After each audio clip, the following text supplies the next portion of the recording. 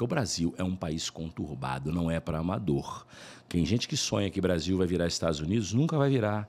Estados Unidos é o país do herói, daquele que luta e que olha para o outro lá em cima e fala, quero chegar lá. O Brasil é o país do coitadinho. O povo olha para o cara lá em cima e fala, é bandido.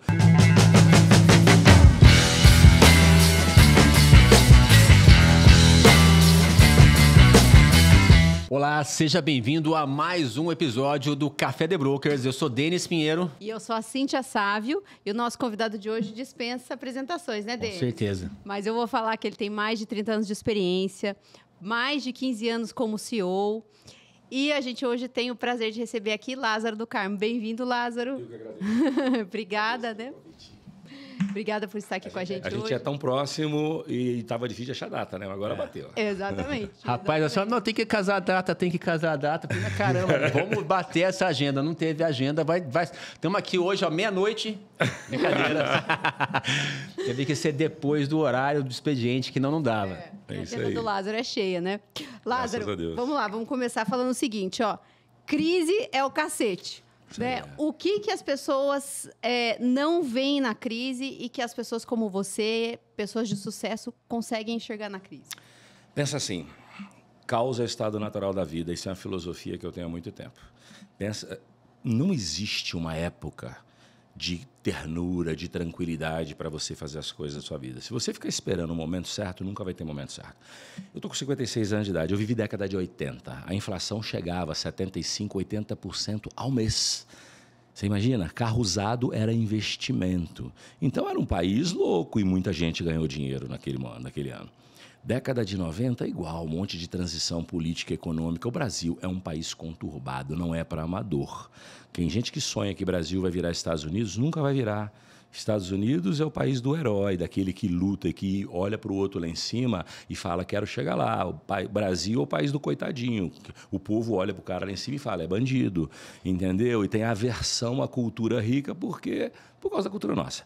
Então, se você for esperar um momento certo para fazer qualquer coisa, tu não faz. E o conceito crise ou cacete vem disso. Você nasce no estado de caos, o caos é o estado natural da vida, você tem que transformar o seu caos em caos produtivo. E 80% dos fatores críticos do sucesso, seja na vida ou nas empresas, estão nas nossas mãos. Apenas 20%, se eu colocasse uma folha em branco, fatores positivos de hoje para eu fazer alguma coisa e os negativos, vai dar muito mais positivo. Negativo é o quê? Dólar que está subindo, política, né, global um pouco estremecida por causa da agora, Rússia, Estados Unidos, Brasil nem se fala, né, porque a gente vive em problema político. Então, mas a política do mundo está afetada por Rússia e por Estados Unidos, né, China botando pressão no resto do mundo. Então, política, dólar, câmbio, né, commodity, que vai oscilar para cima ou para baixo, soja bateu 194, foi para 94, está 120. Então, eu vou listar aqui, e a lista dos positivos é 210 milhões de pessoas. O brasileiro é consumista. Querendo ou não, em momentos de crise, tem uma ponta da sociedade que cresce.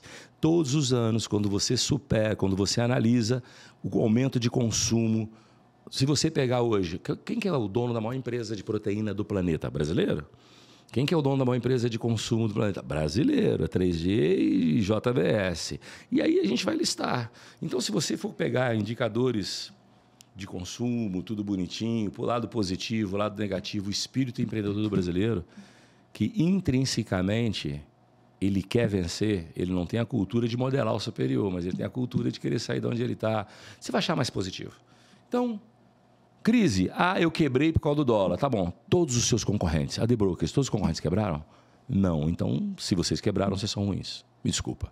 Não vem falar que a crise te quebrou, não. A crise quebra o ruim. A crise não quebra o bom. A pior crise é a crise interna. A gente poderia fazer um podcast inteiro falando dos motivos por que crise é o cacete. A gente não pode ser negacionista. Ela existe. Sim. Mas ela só é verdadeira a partir do momento que ela destrói todos os setores. O agro está em crise, verdade. Commodity flutuando, o governo cortou crédito, ele está em crise. E, ao mesmo tempo, ele vem crescendo 2 dígitos. Na pandemia, quem salvou o Brasil? Agro. Se não fosse o agro, o Brasil estava ferrado na pandemia.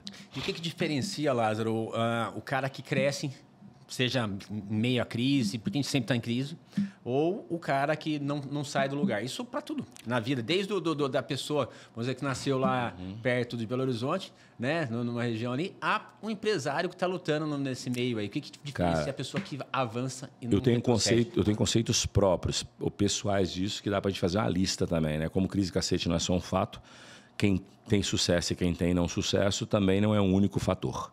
Pensa o seguinte, o começo, as pessoas são diferentes. Essa história que todo mundo é igual, que se der a mesma oportunidade, todo mundo chega lá, é balela. É balela. Eu posso dar 2 cadeiras de CEO para as pessoas diferentes e uma vai ter sucesso e a outra não. Então, existe aquele predestinamento do caráter, do posição, de gente que vai vencer e gente que não vai vencer. Outra característica, geralmente as pessoas que vencem, elas tomam decisão rápido e arriscam. Elas são fãs do acertou, acelera, errou, para. E aí você tem vários fatores do que é sucesso e o que é riqueza. Você tem uma grande maioria que vai sair de 0 até aqui. Vai subir 4 dedos na hierarquia. Aí você tem uma grande minoria, porque daqui para cima tudo é minoria, né, gente? A massa está lá embaixo. Uma grande minoria que chega até aqui. Uma outra minoria que chega até aqui e muito menores que chegam até no topo do Everest alto.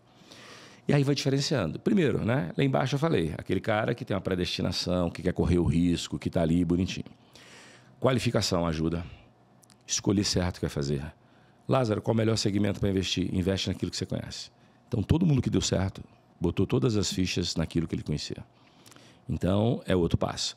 Aí vai administrando. Quando você vai ficando maior, o que leva o cara para ficar grande? Né? Chegando a bi, dormir no barulho. E saber ser resiliente, porque efeito colateral vai ter.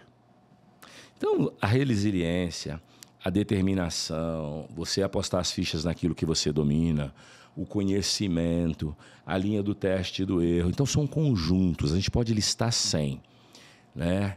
E a preparação mental para isso, entendeu? O não é grato sempre, é conformado nunca, né? Então, assim, são uma série de fatores, cara. Agora, todos os caras que eu olhava e falava assim, puxa vida, esses caras, porra, por que eu não sou igual a eles? Eles têm um apetite por risco brutal.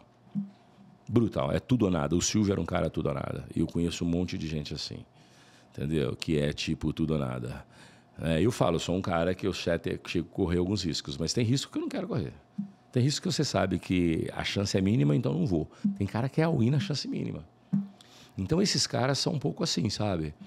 E é da personalidade. Não tem nada errado nisso. Eu falei, cada um tem a vida que merece. E não tem nada errado com isso. Né? Um choque de realidade para a gente é bom. Eu já falei várias vezes, mas é assim. Todas as vezes que você estiver se sentindo bom demais, fera demais, o cara... A mulher, quando eu falo... Você acredita que na internet hoje me xingaram porque eu falei assim? Porque o homem tem que ter honra. Gente, quando eu falo homem é ser humano. Os outros falam assim, por que você não fala que mulher tem que ter honra? Gente, povo mimizento do caceta, velho. Eu recebi uns 4 mensagens hoje, porque tem um vídeo meu na internet falando que o homem tem que ter honra. E por que a mulher não tem que ter honra? É imbecil, acha, não entende que para mim é genérico. Não fala homem e mulher. Não, para. É um ser humano, tem que ter honra, né? Quando você está se achando demais, vai para Mônaco. Vocês sentem tão pequeno, vocês tão pobre quando vão a Mônaco, quando vai a Malibu, alguns lugares dos Estados Unidos, você fala assim, meu Deus, aí a gente dá um chão de humildade. Porque também ego demais te atrapalha a ter muito sucesso. Porque você começa a achar que você é demais, aí você para de aprender. Se você para de aprender, você para de trazer fato novo para a sua vida. Sua vida sem fato novo, você só vai ter dinheiro velho, que é fato novo, dinheiro novo. E esse tipo de coisa, a maturidade traz para a gente. Lázaro, nesse sentido, uma coisa básica assim, que eu penso é uma questão de disciplina e persistência. Só que tem uma coisa que você acabou de falar aqui, você tem que perceber para parar rápido quando você está errando. Sim. Só que aí você fica numa encruzilhada, né? Quando é que você está sendo teimoso e quando é que você está sendo persistente? Isso é uma coisa complicada de pensa entender, assim, né? Deu errado na primeira, você analisa a rota e insiste. Deu errado na segunda, para. Porque o disciplinado e o teimoso é uma linha muito tênue, como você disse. É o fiozinho da navalha que tu tá ali. Porque tem cara que o negócio é ruim e ele fica insistindo naquilo até quebrar. Tomar a decisão de recuar, às vezes, é inteligente. Então é o seguinte, meu amigo. Tentou a primeira vez, não tá indo, vamos corrigir a rota. Não está indo, recua. Ou corrija a rota de novo. Não deu, para. Por exemplo, você faz o planejamento estratégico da sua empresa. Eu recomendo o seguinte: você fez o planejamento estratégico, você divide no tático. O tático você vai conferir toda semana. O estratégico você faz a análise primeiro mês, segundo mês, terceiro mês, meu amigo, não está virando, para e revisa. Para você não não deixar a teimosia ser maior do que a resiliência. Superar a resiliência e superar a determinação. Porque determinação e teimosia tem um fio muito próximo. E, às vezes, a gente fica insistindo no erro. Então, é analisar a rota. Tomar decisão calculada. Por isso que eu falo, se você tem 90% de chance de dar certo, aí dá all-in. Agora, tu tem 10, cara. Eita ferro, aí é meio difícil dar all-in, né? E pior que é o seguinte, né? Tem maluco que faz, aí é os gênios, né? Tem que ver. Tipo, o Elon Musk falou assim, eu tinha...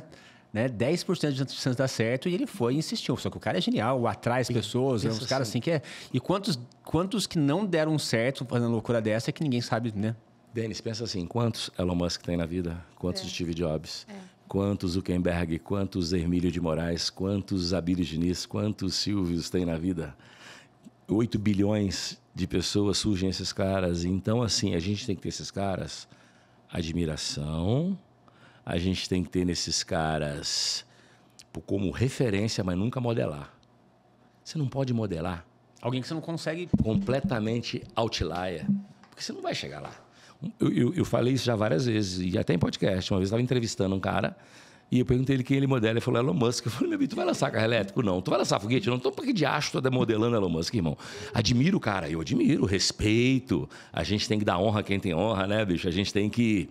admirar, falar, gente, putz, o cara é um monstro, né? Quem sou eu? Se eu falar mal dele, eu tô dor de cotovelo. E eu vejo gente falando mal dele agora, empresário que só deu sorte, dor de cotovelo. Entendeu? Se eu estiver falando mal desses caras, dor de cotovelo. Entendeu? Agora... Modelar é diferente. Modelar, você modela. Aquele cara que faz o que você faz e que está melhor que você. E, geralmente, quem está próximo e que não é tão distante. Porque aí você não perde energia. Lázaro, você modelava Silvio Santos? Não dava, velho. O homem, tudo que dá errado na nossa mão dá certo na dele. Eu convivi 7 anos com ele. E no começo eu falava, porra, vou fazer tudo que esse cara fez. Né? Depois eu descobri que não adianta, velho. Aquilo só dá certo com ele. O cara tem uma luz divina que tudo que dá certo com ele vai dar errado com a gente. E se tá dando errado com a gente, o bicho bota a mão, dá certo. Então, assim, não dá para explicar, entende? Não dá para modelar. A Bíblia já dá para modelar. Aquela característica que você falou que tem coisa que nasce com a pessoa. O sucesso tem uma coisa que nasce com ele, tem outra coisa que ele complementa, é a sorte, o trabalho, mas tem coisa que tá na pessoa. Tem coisa que você precisa descobrir as suas habilidades e aproveitar elas do jeito que elas são, não querer... Ele falava o seguinte comigo, assim, eu nunca fui um comunicador nem um apresentador, eu sou um vendedor. E eu usei a comunicação e a televisão como forma de vender minhas empresas. Minha profissão sempre foi vendedor, eu sempre fiz minhas empresas crescerem. Nunca fui comunicador. Eu nunca ganhei dinheiro de verdade apresentando o programa, nem com a emissora. Eu ganhei dinheiro de verdade vendendo as minhas coisas. Sim. E é verdade, se você parar para pensar, esse cara montou 150 empresas, quando o ET tinha 39, eu fiz ele vender algumas. E a comunicação e o poder de fogo dele era usado para quê? Para vender os negócios. Era um espetáculo, né? Espetáculo. É um cara, o que a gente chama de ecossistema, ele já fazia lá em 1970. E ele fazia tudo ecossistema. Do baú, tudo amarrado, telecena. Ele fazia ecossistema interno e externo, que é o centro de serviço compartilhado, que não deixa de você ver um ecossistema interno. Sim. E o ecossistema externo são coisas que se entrelaçam com um meio para vender elas. Já fazia década de 70. E tem gente que fica falando que isso é novidade hoje, né? Não é, mudou o nome. É que lá na época eles nem sabiam o que chamava isso, mas faziam. Cara, eu acho que ele, na verdade, ele criou muito além na frente das pessoas e nem perceberam, não conseguiram nem copiar, eu acho, na verdade. Tem algumas pessoas, né, a Rede Globo lá tem alguma coisinha também nesse sentido, mas o filme conseguiu fazer de uma forma assim diferenciada. Pensa assim, gestão, por exemplo, Abílio. Porra, controle de custo junto com Galeazzi e tal, Abílio dá para modelar. Eu vou falar o seguinte, eu modelei muito Galeazzi, Abílio, eu ficava estudando o que esses caras faziam para fazer turnaround, para cortar custo, para fazer a empresa crescer, entendeu? Porque é mais fácil, porque é mais técnica, né? Então, se é mais técnica, você estabelece padrão, metodologia e processo. Aquilo que não é técnico, é empírico, como é que você vai fazer? Padrão, metodologia e processo de uma coisa que é a essência da pessoa. E que quando você vê dando errado, você fala, gente, dando certo, você fala, gente, mas como é que isso deu certo? Não dá para entender, entendeu? Sim. Uma coisa bacana que um bate-papo que a gente teve com o Lázaro esse tempo atrás aqui, foi uma curiosidade, e apesar do Lázaro já falar anteriormente, né? Cara, a questão da formação do Lázaro de história. né? Eu acho que isso é bacana, porque é o seguinte, queira ou não queira, quando você estuda as pessoas, os empresários agora, nada mais é também do que o que o historiador faz. Ele faz o estudo do passado, o acerto e tudo mais, só com um olhar diferente, né? Eu queria assim, ó, Lázaro do Carmo, ele é formado em história. Olha como é que é eclético. Contabilidade, 4 anos de contabilidade. Aí depois eu fui fazer ciências econômicas, história. Aí depois eu fui fazer um MBA em marketing na Fundação Getúlio Vargas. Aí eu fui fazer Development CEO em Wharton e em SEAD. Lázaro, aonde você aprendeu gestão de verdade? Falei benchmarking, Marco Aurélio e Roma. Meu amigo, se você parar para pensar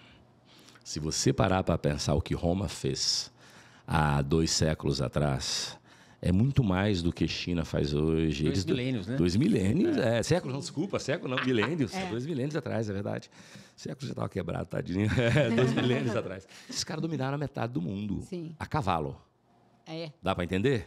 A cavalo. Tecnologia, sem internet. Sem tecnologia.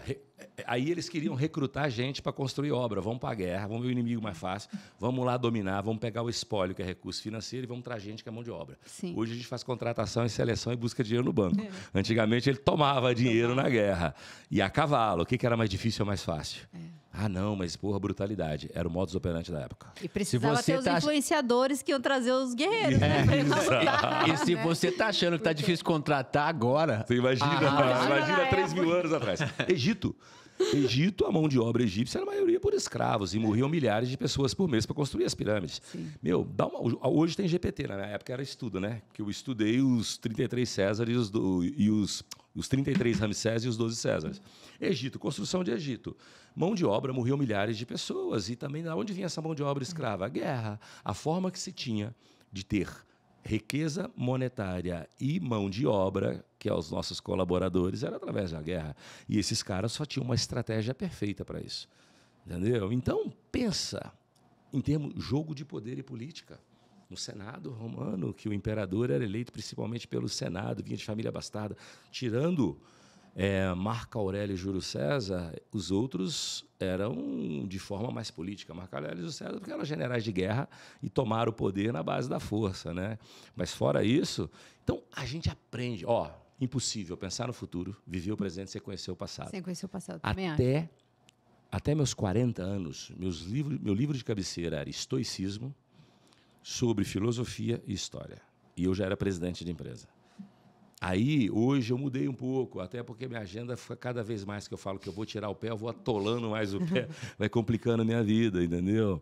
Mas funcionou muito. E outra coisa, quando eu fui fazer contabilidade, eu tinha 14 anos de idade, minha mãe falou, porra, vai fazer científico e tal, para passar no vestibular, né? Minha mãe era professora, meu pai estava nem aí para estudar.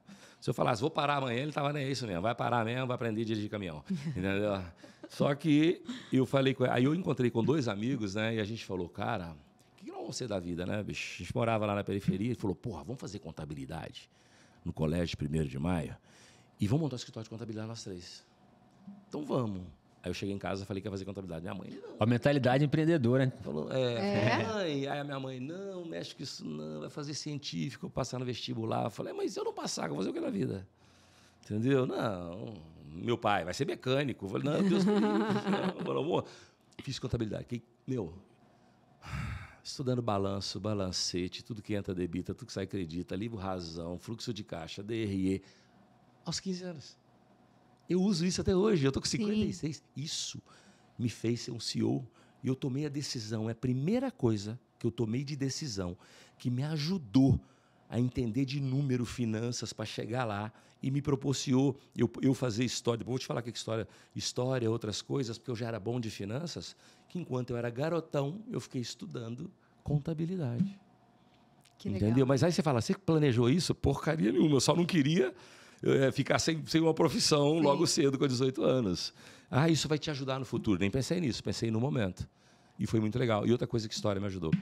Quando eu estava na Sanofi, meu primeiro emprego, propagandista, eu era formado em História, né? Aí eu tentei, isso está no meu livro. Eu fiz uma apresentação lá e o presidente da empresa me chamou e falou, garoto, caraca, velho. Eu fiquei 2 horas no palco falando, tinha 23 anos de idade.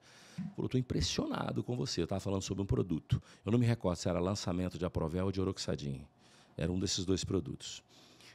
Farmacêutico. Ele falou assim, cara, eu estou impressionado com você. O que tu quer ser quando crescer? Eu virei para ele e falei assim, Hélio, eu já 8 meses de empresa, eu quero ser presidente de empresa. Inclusive, você sabe que a minha formação é meio doida, eu vou fazer administração. Aí ele falou, não, eu conheço essa formação, deixa eu te falar uma coisa. O topo da pirâmide, a gente quer gente culturalmente preparada. O nível técnico para no C-level. Se você quer ser presidente de empresa, você tem que ser gente que move gente. Nós estamos numa empresa francesa. O presidente mundial da empresa é filósofo. Hoje, o presidente da Sanofi, hoje no Brasil, é o Fernando Sampaio, formado em literatura. Ele é o CEO da Sanofi no Brasil. É uma empresa no mundo de 60 bilhões de euros. Só que não é só literatura, né? Ele tem outras formações, é igual eu também, não é só história. Sim. Tem contabilidade, ele também, mas ele tem literatura. E o Fernando é um monstro como CEO, eu admiro ele. Quando eu saí da Sanofi, ele ficou lá e hoje ele é o presidente. Saiu daqui, foi ser presidente de Portugal, presidente do México e voltou para o Brasil agora. Hoje ele é o presidente da Sanofi. O cara é formado em literatura. Vou te dizer outra? Presidente da Pague Menos hoje, o Jonas, psicólogo. E aí? Legal. Cadê os administradores, os engenheiros? Então, não tem uma regra. Tem que saber como você vê aquilo que tu está fazendo. Eu fiz engenharia e queria fazer filosofia de hobby ali, mais para pensar. Eu acho que foi aí que eu errei, que eu fui fazer pós, não fiz filosofia, rapaz. Vou contar para você. Eu vou fazer filosofia ainda. Que legal. Na PUC, Rio Grande do Sul. Eu dou aula no MBA de lá, né? Eu já estava conversando com o professor lá e falou, pô, meu, faz mestrado em filosofia aí e tal. Eu cheguei até a fazer matrícula. Pô, meu problema é que horas que eu estudo filosofia. Chega uma hora que eu estudo. Mas eu ainda quero fazer. Eu só preciso ajeitar a minha agenda, que todo ano eu falo assim, este ano eu vou deixar 30% do meu tempo livre para mim. Aí, janeiro eu começo assim, em fevereiro já só tem 15, em março já mergulhei o tempo todo de novo. Acontece com vocês? Nossa. Acontece demais. também? Eu também. Demais. Eu planejo. Quando vê, já foi. Quando vê, já foi. Exatamente. Não, e a gente já está em junho, né? Nossa, já foi metade do ano. Já foi metade do ano. Esse ano era que eu falei, vou tirar o pé, me organizei para ter 30% menos de atividade e fazer filosofia. E aí você arrumou 50% mais de atividade. Tirou 30, colocou 50. Por aí. Vai chegando negócio, né? Uma oportunidade boa, gostei de você, vamos lá, vamos fazer uma sociedade. Exatamente. Quantos sócios você tem? Quantas empresas você tem? 14 sócios, 15 sócios. Vamos colocar.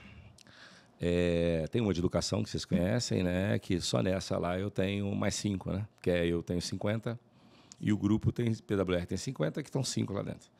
Mas aí do outro lado de cá, eu tenho uma de odontologia que eu tenho mais 2. Aí tem uma de um grupo que eu tenho mais 2. Dentro desse grupo, eu tenho um escritório de advocacia para stressing, que eu tenho mais 3. Eu tenho um escritório de advocacia para tributário, que eu tenho mais 5. Aí já passou dos 15. Nós compramos uma empresa de contabilidade, temos mais 1. Aí a gente tem agora o Optimize Tech, que a gente está investindo só em inteligência artificial, que a gente trouxe mais 1 sócio.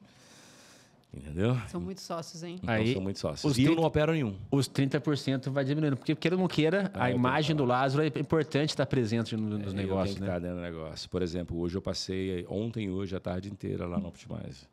Né, que a gente faz a estruturação de empresa. E até falei que eu cheguei lá, né, vi o escritório vazio. Eu falei com o meu sócio, o que está acontecendo aqui, velho? Ele falou, meu amigo, graças a Deus, está todo mundo cliente na rua, né? Quando você chega aqui, o escritório está cheio, você pode saber que está ruim, não tem que preocupar. O escritório, eu cheguei lá, tinha... Um escritório que era para ter 100 pessoas, devia ter 12. Eu tomei um choque, que eu falei, cadê o povo aqui, cara? Ele falou, graças a Deus. O pessoal está em home office aí? Aí falou, não. Home office não, nem pet day. Não botar né? Nem home office, nem pet day. E todo mundo está trabalhando. Então, assim, é bastante gente, graças a Deus. Porque senão eu tinha que operar, né? E eu não opero nada hoje. E eu parei de ser o presidente emprestado que eu fazia. A última cadeira foi em 2022. Mas é que você também, você chega lá, dá um direcionamento com a sua experiência, exatamente. Aquele direcionamento, ele vale por meses ali de resultado. E eu vou todo mês acompanhando, todo mês acompanhando. Ô, Lázaro, e nesse sentido que eu ia perguntar, como é que você lida assim, com o ego das pessoas? Porque eu já estava pensando isso antes, né? Na hora que você estava falando da questão de errou, para, né? Acertou, acelera. E aí você teve toda a sua história, né, de pegar empresas que estavam precisando de ajuda e você multiplicou substancialmente, por exemplo, o faturamento da Jequiti e de outras empresas. Tem várias, Jafra, Junesse. Jafra, Junesse, exato, né? Então, além da sua história, você ainda faz isso na Capital Upgrade, ajuda outras empresas, tem a Academia do Resultado, enfim. Como é que você lida? Porque para a pessoa mudar a rota, você tem que lidar com o ego das pessoas, né? Porque muitas vezes ela não muda, não é porque ela é burra, né? E sim porque ela não enxerga, porque o ego não deixa ela enxergar, né? Ela tem uma questão emocional e tudo mais. E aí você tendo essa quantidade de sócios, né, reforça na minha cabeça. O Lázaro sabe lidar com pessoas, né? Como é que você vê isso? Vamos lá. O ego tem várias classificações. Eu costumo que tem o ego hereditário. Que o cara nasceu na família abastada, ele se acha o máximo. Sangue azul, ego hereditário. Ele já nasceu um tonto. Já nasceu um tonto se achando o máximo. Tem. Nunca fez nada na vida, herdeiro se acha o máximo. E você tem o ego, que é o original, que é aquele negócio. Eu não era nada e hoje eu sou. E eu me vanglorio por isso. Sim. Que ele bem administrado, ele vira uma autoestima poderosa. Mas ele mal administrado, ele vira ego. Entendeu? Então, para mim, tem dois tipos. O hereditário é mais difícil de lidar, porque esse cara nunca passou dificuldade. Então, ele bate o pé, até ele quebrar todo, porque ele nunca viu dificuldade na vida. O outro, que é o ego original de fábrica, o cara construiu, né? E aí ele tem orgulho dele mesmo, e aí esse orgulho vira uma autoestima, e ele demasiado vira ego, você consegue convencer, mostrando que se ele estiver errado, ele volta a ficar pobre. E todo mundo que foi pobre um dia não quer ir para lá. Eu peço a Deus todo dia que eu faça andar para o lado ou para frente, para trás nunca. Entendeu? Sim. Então é mais difícil. Então esse é mais fácil de convencer. Mas já existiu casos de eu desistir. Eu falar, cara, não dá. Você não ouve. Aliás, ouve, mas não escuta. Tu fala, aham, mas não faz. Aham, não faz. No fundo, você está achando que você sabe tudo. Para que eu estou fazendo aqui? Já aconteceu de eu estar em empresa, de fazer um contrato com uma empresa do tipo, eu entrei para ser conselheiro nessa empresa. Aí eu cheguei lá e falei, cara, você não precisa do conselheiro, tu vai quebrar. Tu é grande, mas tu tem dívida demais, você precisa de uma reestruturação. Deixa eu colocar 3 garotos meus aqui dentro, garotão, né? Cara de 50 chama de garoto. Deixa eu colocar 3 caras meus aqui dentro, e eu fico aqui no Leme, e eu vou fazer um turnaround para você. E você vai fazer o seguinte, você vai pagar o salário desses consultores que eu vou dar aí dentro, e eu vou ficar com 10% do dinheiro novo. Tá? O cara topou. 8 meses depois, o cara me chama e fala assim, você é louco, rapaz, estou te devendo dinheiro demais. Eu falei, mas como você está me devendo dinheiro demais? Que bom, Sendo né? Que eu fico não, que ganhou. 10 para 1. Se você, a cada R$1, a cada R$10, 1 é meu e 9 é seu, Sim. eu tô achando eu que te dei dinheiro demais. Se você está me devendo dinheiro demais, eu te dei dinheiro demais. E é do dinheiro novo, eu não quero nada do velho. É tudo que você entrou no seu caixa a partir da data que nós assinamos o contrato. Sim. Ele falou, não, mas que esse dinheiro eu pagaria qualquer empresa do mundo para me ajudar. Falei, só que qualquer empresa do mundo daria o resultado, né? Depois do resultado dado, fica fácil de falar, né? Fácil, né? Entendeu? Foi a única coisa que eu falei. Ele falou, e eu também e tudo que você fez, eu já sabia fazer. Eu falei, então por que você não fez durante 20 anos? Entendeu? Aí ele foi, não quis pagar. Aí eu falei, eu te executo. Entendeu? Caramba. Aí ele pagou. Entendeu? Isso aí é fogo, assim, porque assim, uma coisa bacana que tem é a questão que você tinha comentado ali atrás, a questão da prosperidade, né? Que assim, pessoas prósperas, elas não têm, assim, tem que compartilhar a prosperidade. Mas pensa assim, o egoísta, ele fica de olho no seu dinheiro, não no dele. E não no dele, Dá desespero de trabalhar com essas pessoas. Eles falam lá, isso é avareza. O ego, se achar o máximo, quando ele vê uma outra pessoa fazendo muita coisa perto dele, ele fala, opa, tá ficando melhor do que eu. Imagina, tem que cortar isso. Qualquer coisa que chegue próximo da superação do egoísta, ele corta. Então, quando você tem um dono egoísta, se você vai reestruturar uma empresa deste cara que tem um ego gigante, ele tem que sair fora. Se ele não sair, não funciona. Se ele não sair, não funciona. E outra coisa, tá, Cíntia, não é sempre que funciona mesmo, não. A gente erra também. Tem vezes que você tenta e não vai dar. Às vezes a gente nem assume. Quando a gente olha lá, fala assim, rapaz, não dá. Não dá. É muito... Como é que eu vou falar? O buraco está muito mais embaixo. Ele tinha que ter procurado 5 anos antes. E, no caso, às vezes, não dá nem para recuperação judicial. Porque o cara está com a geração de caixa tão negativa que nem o juiz de uma RJ aceita. Sim. E sabe o que leva esses caras para o buraco? O ego. Porque ele vê o negócio indo para o buraco e ele não pede ajuda. Ele vê que a empresa está mal, ele sempre acha que ele vai ter uma grande ideia e que vai melhorar e ele não pede ajuda. Não pede ajuda, chega num ponto que vai direto para a falência, nem para o ego, nem para nada vai. Sabe? É isso. Lázaro, e nessa... um monte de caminhos que você segue no seu dia a dia. Quando você era CEO, você estava numa única empresa tocando aquele negócio, né? Hoje você trabalha tanto na frente da educação, na frente de conselhos, você trabalha com outros negócios, né? Estou em 4 conselhos. E aí, o que brilha mais os olhos? O que você gosta mais, assim? Ou como você enxerga tudo isso que você faz hoje? Vamos lá. E como que você consegue? Primeiro, assim, eu sempre gostei de ser o cara número 1 de uma operação. Uhum.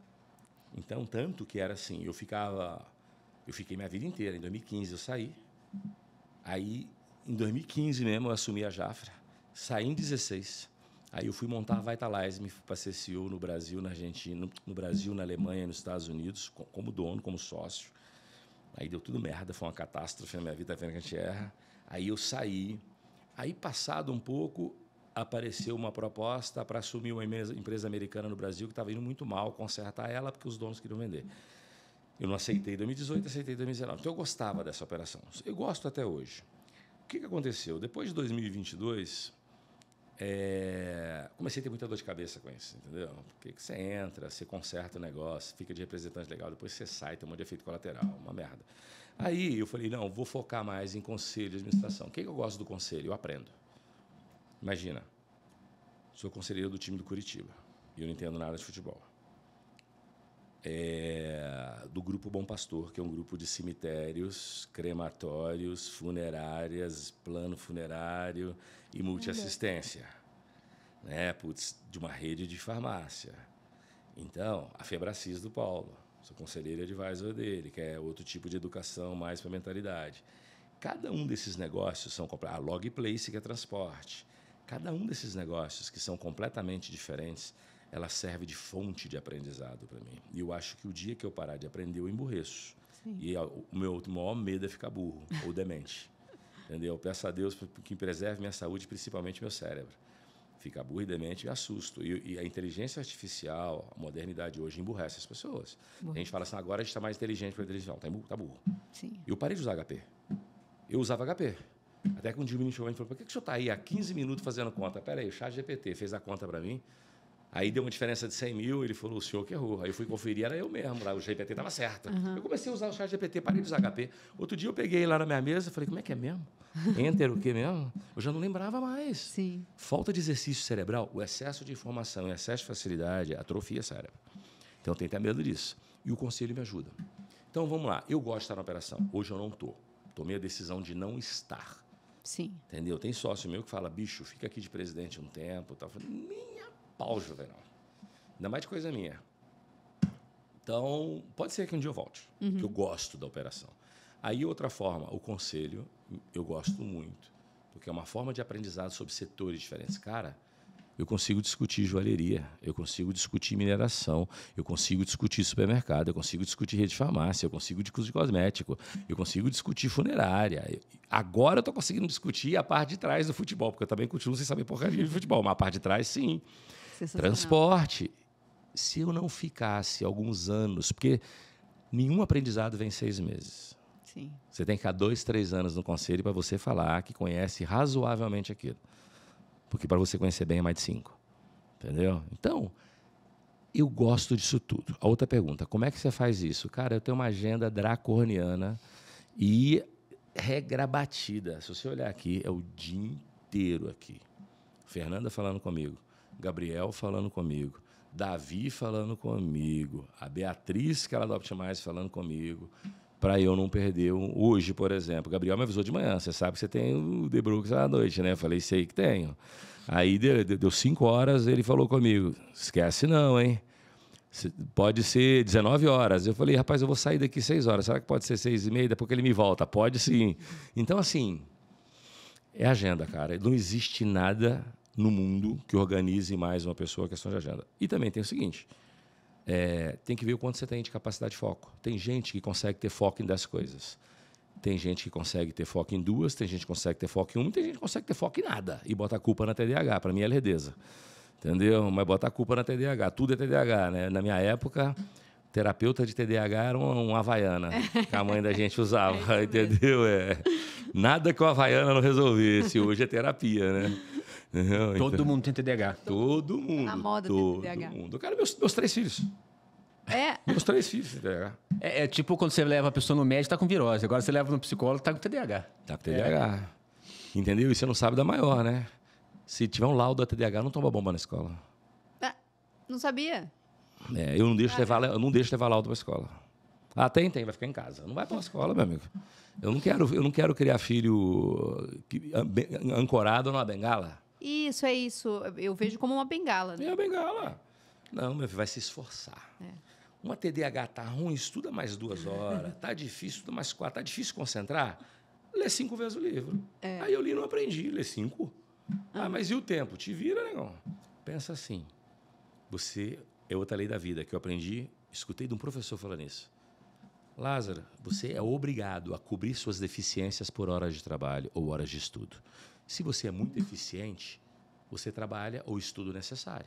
Se você é pouco eficiente, você tem que compensar com horas de trabalho. Sim. Então, tu tem TDAH, em vez de ler uma vez, vai ler 5. Sim. O problema é teu. E até as pessoas que são são feras. Quando o cara tem dedicação, o cara chega num nível assim diferenciado. Então, assim, você se dedicar mais, tipo o Michael Phelps lá, né? O cara é de domingo a domingo, 365 dias no ano. Então, o cara tem mais medalha que o Brasil inteiro. Cristiano Ronaldo. Cristiano Ronaldo. Você quer ver outra coisa, cara? Lê um livro chamado Outliers, que é um livro que eu tenho de cabeceira, que ele fala isso. Ele fala que você nunca vai ser bom em nada com menos de 10 mil horas de treinamento. E além das 10 mil horas, ele fala de um negócio que eu chamo sorte, que até o período que você nasceu influenciou naquilo que você vai ser. Exemplo, Bill Gates, se não tivesse nascido na época certa, que ele tivesse preparado, quando o boom do software tivesse estourado, ele não era quem ele era. Sim. A mesma coisa Steve Jobs. E ele mostra os grandes jogadores do esporte. Se eles tivessem nascido em épocas diferentes, ele não seria o que ele é. Então, é o que eu chamo, predestinação, sorte. E eu acredito na sorte. O que diferencia é quantas vezes você jogou a moeda. Eu não tenho sorte. Você jogou a moeda? Não. Sim. Eu não tenho sorte no jogo. Eu não jogo. Então, não tenho. Agora, eu não tenho sorte na vida. Quantas vezes você está jogando a moeda? Quantas vezes você sai de casa para jogar a moeda? Se você jogar 100 vezes, uma hora vai cair a cara. Agora, se você jogar nenhuma, não vai cair. Então, sorte existe. Sim. Agora, a pergunta é, quantas vezes você está jogando a sua moeda da vida?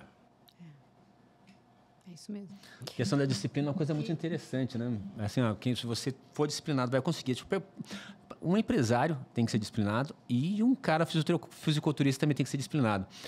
A proporção de milionários nos Estados Unidos para fisiculturistas ou para pessoas que estão bombadas tem mais milionário do que pessoas no shape. Aqui no Brasil, eu não sei qual é essa proporção. Porque deve ser o contrário. É país terceiro mundo. É muito mais fácil nos Estados Unidos você ser milionário do que ter o shape. O que você acha? O Lázaro é os dois, hein? Olha. O cara... Se eu vou falar um negócio pra você, cara, se tem um esporte que eu acho ingrato, é o fisiculturismo. Você nunca é dono do seu shape. Você nunca tem ele é emprestado. Sim. Eu fiz a cirurgia, fiquei 1 mês parado, eu voltei a treinar essa semana. 1 mês, você tira a camisa, você é outro ser humano. Cada semana que tu fica sem treinar, 1 semana, o corpo muda. Entendeu? E aí isso vai mexendo com a sua cabeça. Você fala assim, Lázaro, preocupado com a saúde? Porra nenhuma, vaidade mesmo. Entendeu? Com 56 anos de idade, eu tiro a camisa, porra, a barriga zincada, aí começa a dar uma camadinha, começa a embaçar. Eu começo assim, meu Deus do céu. E é a questão de 1 semana, irmão. Cara. Então isso não é seu, tá emprestado. Sim. Entendeu? Não é seu. Então por isso que eu acho muito difícil, muito ingrato. Mesmo que você use ergogênico, mesmo que você alimente, mesmo que tu durma, mesmo que tu tenha a disciplina de um soldado, relaxou, acabou. O dinheiro... Tu ganhou, aplicou ele, você pode relaxar, que não acaba não, só se você fizer merda. Se tu não fizer, depois que tu ganhou, ele é seu. Uhum. Tu ganhou não, tu fez. Quem ganha dinheiro é menino e mendigo. Sim. Ser humano por foda faz dinheiro. Quem fez, depois que você fez ele está guardado numa conta, você não vai perder. Se você não fizer besteira. O seu shape muda. Agora, uma coisa, correlação que eu acho, é só disciplina. Disciplina é para tudo. Disciplina é para arte marcial, Sim. Disciplina... é para você ser um bodybuilder, disciplina é para você ter sucesso nos negócios, disciplina é para você desempenhar a tarefa diária, disciplina é para você ter um bom marido. Sim. Entendeu? E outra coisa, vocês estão casados há quanto tempo? 15 anos. Eu também com a Paty, eu estou a isso. Faça a boa gestão do casamento, que senão vai dar merda. Se você deixar a vida levar vocês, uma hora cai na monotonia entendeu? O pessoal brinca comigo, que eu falo de honra, tal, que eu já casei 3 vezes, toda a vida treinamento. E eu falo com a minha mulher. Outro dia um cara escreveu, você sabe que mandou um vídeo meu falando que se estiver ruim eu separo de novo. Mandou para ela. E ela falou, é verdade, por isso que eu não deixo ficar ruim. Que legal. Olha, sabe o que é isso? Cultura. Ela É sabendo que não pode ficar ruim, ela cuida. Eu sabendo que não pode ficar ruim, eu cuido. Você cuida, porque eu também sou o 2º casamento dela. E ela é meu 3º. Então, lá em casa tem 5 matrimônios, se juntar os dois, entendeu? Tem experiência no currículo aí. Tem experiência no currículo. Então, a gente sabe o que é ruim e o que é errado. A gente sabe. Então, um cuida. Sim. O cara mandou um negócio para ela achando que ia fazer inferno no meu casamento. Nossa, ela deu risada e devolveu para ele. É verdade. E que bom que ele seja assim, porque aí eu cuido. E eu falo com ela, se estiver ruim, minha filha, eu puxo a próxima série. Se eu chegar em casa, me der um beijinho na testa, me chamar de amor e virar pro lado, vou puxar a próxima série. Ela fala, literalmente, é igual aqui, meu querido. Então, os dois cuidam. Tem que fazer gestão de tudo. Sim. Tem que entender? A vida é gestão, cara. Cuidar dos indicadores. Casamento é indicador também. Faça a listinha dos indicadores, entendeu? Se vocês estão há 15 anos juntos, você sabe disso. Né? E tem que e aqui a gente ainda é sócio ainda, né? Não, aí dava merda. Aí não. Se eu fosse sócio da minha mulher, aí tinha acabado. Não. Eu não sigo pra ser sócio da esposa. Não. Aí não dá. Aí eu acho questão de parabéns, vocês ganharam dobrado. Vocês ganharam dobrado, entendeu? Aí eu vou ter que aprender com vocês. Eu vou ter que aprender com vocês, porque literalmente eu acho que não ia dar. Entendeu? Não dá, não. Entendeu? Então, assim, eu sou sócio com ela na vida. Sim. Mas no business, não. Porque o meu business eu não ajo nada com emoção. E ela não ia saber separar isso. Sim. E tem que saber separar. Tem que saber separar. Vocês trabalham juntos, tem que saber separar as coisas. Porque se você levar toda a briga... E é uma construção, na verdade, né? Até chegar... Nossa Senhora. Por aí. A gente antes de casar, a gente era sócio. Então tá bom. Então, antes de casar. Então estão treinadinhos. É verdade. Lázaro, a gente abriu uma caixinha de pergunta para os nossos seguidores aí, eles deixaram algumas perguntas, a gente selecionou algumas, tá? O Luiz Fernando, da Avante, inclusive você conhece ele, esteve contigo no Alavanca. Ele perguntou o seguinte, ó, qual foi o momento mais difícil da sua vida como empreendedor, tá? E a que tirou seu chão, aquela que você ficou sem chão, e como você conseguiu sair daí e decolar de novo? Eu não vou falar que é o mais difícil, porque cada momento é difícil de acordo com o momento que você está na vida. Não é porque você fez uma besteira de muito dinheiro que ela é mais difícil do que uma coisa boba. Por exemplo, eu falo muito de demissão, porque quando você quer mudar a cultura, você tem que demitir as pessoas. Você não muda a cultura sem mudar as pessoas. Mas demitir é um negócio difícil. Só que eu penso, em vez de eu pensar na família de um, eu penso na família de todos. Sim. Eu tomo a decisão, aquele cara é pai de família. Tá bom, mas a empresa tem 1.000 funcionários, tem 100, 50, 30, são 30 famílias. Se eu não fizer a demissão, esse negócio quebrar, eu estou prejudicando 30. Então, mentalmente, eu foco no que é menos doloroso. Mas eu vou dizer o seguinte, uma das coisas que aconteceu comigo, eu já falei isso um monte de vezes eu não sei se eu falei em podcast, mas já falei isso para várias pessoas. Em 2016, eu conheci uma pessoa, um cara, através de uns brasileiros, ele era um gringo alemão, tal, que me fez uma proposta. Falou, porra, vamos montar um negócio, vamos comprar uma empresa dos Estados Unidos, vamos ser sócio e tal. E a gente ficou aquele namoro, eu viajava, encontrava com ele em Miami, encontrava na Alemanha, encontrava em Nova York e tal, até a gente topar fazer o contrato e ele comprar um negócio. E eu acreditei nesse cara. E fiz um contrato de 300 páginas com ele lá nos Estados Unidos para fazer as coisas darem certo. Fiz tudo direitinho, como a boa governança manda. E esse cara não cumpriu com a palavra dele. E o negócio virou pó em 4 meses. Esse tipo de coisa, para mim, foi um choque do tipo, cara, ser humano é foda. E aí você fala, Lázaro, por que você ficou mal? Primeiro, porque eu pus expectativa demais. Eu lembro que minha mãe falou um negócio comigo assim, conselho de mãe, né, cara? Minha mãe tem de porcaria no meu negócio, minha mãe ela é conformada por natureza, ela é professora, tem 3 aposentadorias, sei lá, uma coisa assim, isso para ela é o que ela quer da vida e sempre foi assim, entendeu? Hoje ela vive com a gente, meu pai já morreu e tal, mas ela chegou perto de mim, um dia ela me viu falando com meus irmãos, numa reunião de família. Sim. Eu estava comprando uma estrela dos Estados Unidos, que eu ia tomar não sei quantos milhões de dólares emprestados não sei aonde, que eu ia captar dinheiro na Bovespa para montar um negócio. E ela falou assim, Juninho, você não acha que isso é ganância, não? Olha de onde nós saímos, olha onde nós estamos, você, seus irmãos, porque toda a minha família é bem-sucedida. Você não precisa mais de dinheiro, precisa? Mas entre precisar e querer, tem um espaço. Eu vou ser o Steve Jobs do material genético. Vou comprar, essa empresa era de material genético. Eu vou comprar uma empresa de material genético nos Estados Unidos, Bananá, e vou ser o Steve Jobs. Ela ficou quietinha. E eu fiz minha parte. Na hora do cara pagar a empresa nos Estados Unidos, ele falou, olha, cara, ele era dono de um banco, tá? Banqueiro, alemão. Ele falou, não vou pagar, não. Eu tive um problema na China, na Índia, vai enrolando os caras aí. Eu falei, eu não faço isso, irmão. Eu estou tocando um negócio, eu contratei um monte de gente, eu fui na CVM, fiz um anúncio de um fato relevante para captar dinheiro, eu não posso fazer isso. Aí ele falou, te vira, irmão, vai assistir o Lobo do Wall Street. Eu falei, eu não, o cara foi preso, irmão, você é doido, eu vou assistir o negócio. Ele pegou banqueiro alemão. Banqueiro, eu podia ter tomado um cano brasileiro. Eu fiquei uns 2 meses de luto. Meu melhor amigo era o Johnny Walker, entendeu?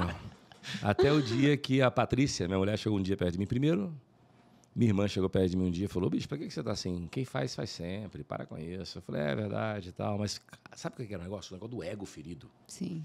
Eu saí no Valor Econômico e na Veja. Lázaro investe 25 milhões para abrir o próprio baú da felicidade, o ex-xodó de Silvio Santos. Tal. 4 meses depois, vai estar lá e me quebra no Brasil. Nossa, tal, gente. que eu estava montando. E nem era 25 milhões, era muito mais, era negócio para 100 milhões de dólares. Aí, deu errado. Então, eu fiquei ali naquele ego, o que eu fiz, e eu não fiz nada de errado. Eu segui todos os preceitos de governança, de ética, de processo, de metodologia, fiz os contratos, fiz tudo. Mas nada te protege de uma pessoa mal intencionada. Eu ia falar isso, Lázaro, porque a minha formação é em Direito, né? E eu trabalhei bastante tempo fazendo M&A na área imobiliária, né? Investidores estrangeiros que entravam e eles iam comprar uma parte daquela construtora ou daquele empreendimento. Eu fiquei bastante tempo fazendo isso. E uma coisa muito clara, uma das lições mais fortes que eu aprendi é que nada substitui a honestidade humana. Não há contrato que você faça que te suporte, né, que te cubra para todas as possibilidades. Não. E vou te dizer o seguinte, a pessoa for desonesta, esse o negócio cara tá errado. aprontou comigo, me ferrou e tem na justiça contra ele. Sim. E a justiça não gosta eu perdi. de empresário. Eu perdi a justiça contra ele. Sabe o que eu ganhei? E como eu fiquei 4 meses como presidente da empresa, eu saí em capa de jornal e depois eu quebrou o negócio da empresa, eu meti nele um dano moral e um processo trabalhista, eu ganhei 6 milhões dele. Por dano moral e processo. Mas não recebi também, não. Pagou, não. Eu ganhei em 2019, até hoje não pagou e não vai pagar. Porque, não adianta. O cara, quando é mal intencionado... Não adianta. Entendeu? Eu fui achar um mal intencionado na Alemanha, pô. Puxa vida. Fui pensar. Aqui no Brasil, você foi lá na Alemanha. Aí você fala, esse foi o mais difícil? Não, mas esse machucou, porque eu falei assim, caraca, gente, o que eu poderia ter feito diferente? Nada. A única coisa que eu poderia era ter sido menos ganancioso, que literalmente eu estava afim, e o negócio era muito bom. Era assim, divisão de centenas de milhão para bi. Sim. Era um negócio que, assim, em 2 anos, eu ia para outro patamar. Então, isso que o bichinho da sede demais me pegou. Fora isso, eu não fiz nada de errado. Sim. Entendeu? Agi tudo dentro de ética, tal, governança, tudo bonitinho, e deu errado. Então, esse troço me incomodou muito. Aí o ego fala, porra, meu... Mas foi bom, sabia? Eu nunca tinha tido um tropeço grande até aí. O resto na vida vinha tudo dando certo, tudo dava certo. Aí um tropeço é bom para trazer a gente para a humildade. A gente descobrir que a gente não é melhor do que ninguém, você está. Nos momentos de fraqueza, leva a gente à reflexão ali. E ao Johnny. Deixa eu falar uma outra coisa aqui, uma outra pergunta aqui, mais operacional aqui. 4 anos de empresa. Quem que é a pergunta? Felipe Moreira, Pindamonhangaba. Felipe Moreira, ele está perguntando o seguinte: 4 anos de empresa, distribuidores descartáveis, começamos com pouco recurso, mas está crescendo bastante. E como está crescendo, gera um problema ali de fluxo de caixa. Como resolver e continuar crescendo? Vamos lá. Primeiro, distribuidores descartáveis é commodity, né? Então, meu amigo, margem baixa. Primeira coisa, para você resolver o problema de fluxo de caixa de commodity e querer crescer, você tem que fazer uma dívida estruturada. Primeira coisa, ele tem que fazer uma análise, tá, de como ele está de caixa hoje e quanto ele vai estar nos próximos 2 anos com o crescimento que ele está. Porque se você cresce 50%, você precisa de 50% a mais de capital de giro. O capital de giro é aquele negócio que faz a sua empresa girar. E se a sua empresa está maior, você precisa de mais giro. Está maior, você está mais giro. Se está menor, você precisa de menos giro. Então, ele, antes de tomar dívida, ele tem que fazer uma análise de quanto é a necessidade de caixa que ele vai precisar, de capital que ele vai precisar, nos próximos 2, 3 anos, Se ele continuar crescendo a essas taxas. Recomendação, faz uma programação de dívida, não precisa tomar tudo de uma vez só. Primeiro ano, ele toma para cobrir o capital de giro do primeiro ano, mas já deixa engatilhado com o banco para o segundo ano, terceiro ano. Isso chama dívida estruturada. E aí resolve o problema dele. Porque commodity crescendo, vai precisar de caixa. E deve ser uma dor enorme, porque é o seguinte, a margem é baixa e toda aquela margem, o cara cada vez ele está crescendo, ele vê o dinheiro girando, aumentando, e ele não vê aquele dinheiro entrando no capital dele. Só fica no giro. Só fica na empresa, a empresa cresce, trabalha. E commodity, a empresa cresce e o dinheiro não paga nem o crescimento. Por quê? Porque a margem é pequena e o custo do CMV, da mercadoria vendida, ele é alto. Então, geralmente, você compra no curto prazo, vende no longo. Aí você tem que ter um caixa para cobrir o descasamento de prazo entre a compra e o recebimento. Não é nem a venda, é o recebimento. E mais, é um íngreme assim, ó, prazo, descasamento, fluxo de caixa aqui e a taxa de crescimento. Botar isso no papel. Quanto que é o meu descasamento? É 1 milhão. E meu crescimento, eu estou dobrando. E se eu estou dobrando, eu vou precisar do dobro do meu CMV a cada ano. Então, quanto que é meu CMV hoje? É mais 1 milhão. Então, aqui já tem 2. Então, tem que tomar mais 3. Eu tenho que tomar 1 milhão para cobrir o descasamento. Eu tenho que tomar 1 milhão para o meu fluxo normal e mais 1 do crescimento. São 3. Essa conta é facinho de fazer. Papel de bom. Basta ele parar para pensar e ele somando. Tem mais também, não é só o estoque, né? Que se você dobra, você contrata mais gente. Você tem que fazer uma projeção de headcount, que a gente chama, né? De contagem de cabeça. Quantas pessoas eu vou ter nesse período e quanto eu preciso de dinheiro. E assim, não tem outro segredo. Lázaro, tem uma forma mais simples? Não, não tem. Essa é a única.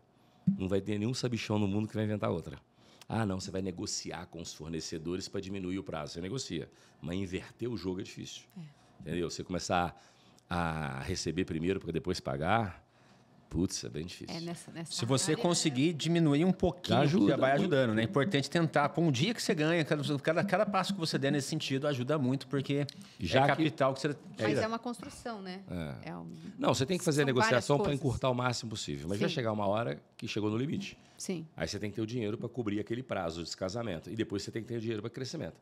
Neste caso dele, dinheiro para descasamento e dinheiro para crescimento. Mas antes de tomar o dinheiro, faça uma conta. Para fazer uma dívida só estruturada. Para não ficar pegando, usando conta garantida, com juros altos e tal. Apesar que hoje no Brasil, a gente Selic a 14,75, o juro está alto. Mas deixa eu dar uma dica também para o Felipe. Coloca aí no Instagram, @CapitalUpgrade. Tem a Academia do Resultado, né, Lázaro? A gente ensina até a fazer dívida estruturada lá. Ensina a fazer dívida estruturada, é verdade. Fez merchan para mim. Vai querer uma comissão depois. Mas é porque você ajuda as pessoas justamente a fazerem isso, né, Lázaro? O papo tá bom, mas a gente vai fazer uma pausa nesse episódio. Se você ainda não se inscreveu no canal, se inscreve no canal. Dê o seu like. Dá o seu like nesse negócio. E vamos fazer um bate-papo, um segundo momento agora com o Lázaro, em breve. Então, a gente falou muito do CNPJ, né? Aí vamos falar um pouco do CPF. O próximo episódio a gente vai falar de CPF. Se eu ganhar dinheiro no CNPJ, como é que eu vou aproveitar isso no meu CPF? Obrigado, segue o canal, se inscreve pra gente aí.